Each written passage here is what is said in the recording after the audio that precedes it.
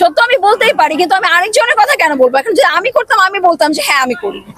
না, আমার করার ইচ্ছা নেই, বিকজ আমি এঙ্গেজড। আসলে থাইল্যান্ডের জীবনটা হচ্ছে খুবই ইজি এবং খুবই সুন্দর, প্রাণবন্ত। আমার যেটা মনে হয় যে ওরা আসলে সবাই খুব কর্মঠ এবং কেউ কারো লাইফ নিয়ে কেউ বদার করে না, সবাই যার যার মতো সুন্দর এবং পরিপাটি একটা লাইফ। যখন দেখবেন যে রাস্তার মধ্যে কেউ আম বিক্রি করছে, আপনার 20 বাতের বা 30 বাতের বা 50 বাতের আপনার আম বিক্রি করছে, তারাও খুব সুন্দর মেকআপ নিয়ে পরিপাটি হয়ে তারা কাজ করছে। আপনি বাসে যখন আপনি ট্রাভেল করবেন, দেখবেন যে বাসের যে কন্ট্রাক্টর গুলি থাকে মেয়ে, তারাও মিনি স্কার্ট পরে খুব পরিপাটি হয়ে মেকআপ টেকআপ নিয়ে তারা সুন্দর করে তারা তাদের কাজ করে। সো আমার এই জিনিসগুলি খুব ভালো লাগে, গুছানো জিনিসগুলি আমার অলওয়েজ ভালো লাগে। সো আমার মনে হয় যে থাইল্যান্ড মানে এনজয় করার জন্য বেস্ট, এবং মানে পরিপাটি একটা লাইফ দেখার জন্য আমাদের এটা থেকে আমাদের অনেক কিছু শেখারও আছে। আমি তো অনেক অহরহ পড়েছি, আমি একজন ফ্যাশন মডেল, তো আমার মিনি স্কার্ট পরে আমি কাজ করেছি, আমার অহরহ কাজ আছে এবং আমার পেজে দেখতে পারবেন। সো আমার যেহেতু আমার কাজই ফ্যাশন নিয়ে, সো মিনি স্কার্ট পরেও আমাকে কাজ করতে হয়, আমাকে শর্টস পরেও কাজ করতে হয়। দেশের বাইরে আমরা যখন ঘুরতে যাই তখন কাজ ছাড়াও হচ্ছে আমরা ঘুরে বেড়াই। সো এখানে কেউ বদার করে না। হ্যাঁ, সুইমিং পুলে গোসল করা কেন হবে না? এটা কোন ধরনের করছেন? আমাদের দেশেও তো আমরা সুইমিং পুলে গোসল করি।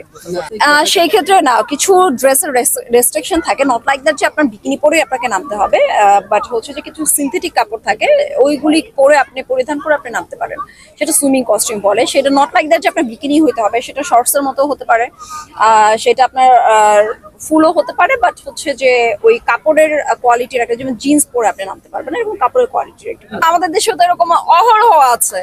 মানে আপনারা তো এগুলি নিয়ে আপনারা শুধু সুগার ড্যাডি নিয়ে কথা বলবেন, আপনারা হচ্ছে দেন হচ্ছে বয়ফ্রেন্ড নিয়ে কথা বলেন, বাট যখন বয়ফ্রেন্ড গার্লফ্রেন্ড এই যে কালচারটাই যখন চলে এসছে, এরকম তো অহরহ আছে আমাদের চোখের সামনে, তো আমরা অনেক দেখতে পাচ্ছি।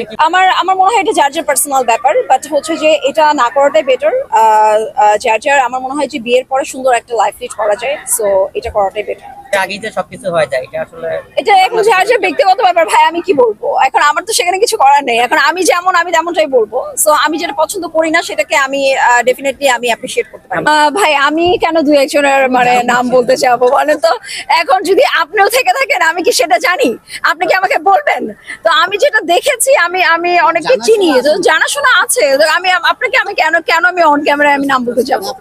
হ্যাঁ, আমাদের ফার্স্ট মিটে আমার এঙ্গেজমেন্ট হয়ে গেছে, এবং আমি তার সাথে কমিটেড। আমাদের লং ডিস্টেন্স রিলেশনশিপ ছিল। সো অলমোস্ট সে আমাকে পছন্দ করতো, 5 years এর মতো আমাকে পছন্দ করতো। অ্যান্ড দেন আমি তাকে বলেছি 1.5 বছর আগে, আমি তাকে বলেছি ওকে ঠিক আছে ফাইন, আসো দেখা হোক। অ্যান্ড দেন তারপরে দেখা হলে যদি আমাদের সবকিছু মিলিয়ে যদি ভালো লাগে, তাহলে আমরা হয়তো বা আগে বাড়তে পারবো। এবং সে যখন এসছে তারপর দিনই আমাদের এঙ্গেজমেন্ট হয়ে গেছে, এবং সে আবার ইউকে চলে গেছে। না, আলহামদুলিল্লাহ না। আপনারা কেন এরকম করছেন? হ্যাঁ, দোয়া তো করতে হয় মানুষের জন্য। বলেন যে দোয়া করি যেন আপনি সামনে ধোকা না খান, কখনো যেন আপনার সাথে সেটা না হয়। সেটা না বলে আপনি আমাকে জিজ্ঞেস করে বলছেন যে এটা কি ধোকা খাওয়ার সম্ভাবনা আছে কিনা। ভাই, ধোকা খাওয়ার জন্য কি কেউ ডেফিনেটলি আগে পা বাড়ায় না, রাইট? সো আমিও ধোকা খাওয়ার জন্য আগে পা বাড়াইনি। আশা করছি যে তার সাথে হয়তো বা মৃত্যুর আগ পর্যন্ত সময় কাটাতে পারবো, বা হচ্ছে সুন্দরী মেয়েদের যে ডিভোর্সের সংখ্যা বেশি, এটা যে বলছেন, এটা আমার মনে হয় যে খুবই রং একটা কোশ্চেন। ডিভোর্সের সংখ্যা আসলে আমাদের সমাজে এখন প্রচুর বেড়ে গেছে। সেটা আমাদের, আপনি বাংলাদেশ বলেন বা হচ্ছে অন্য কোনো কান্ট্রিতেই বলেন, কেন যে ছেলেদের চেহারা সুন্দর থাকে না তাদের ডিভোর্স হয় না?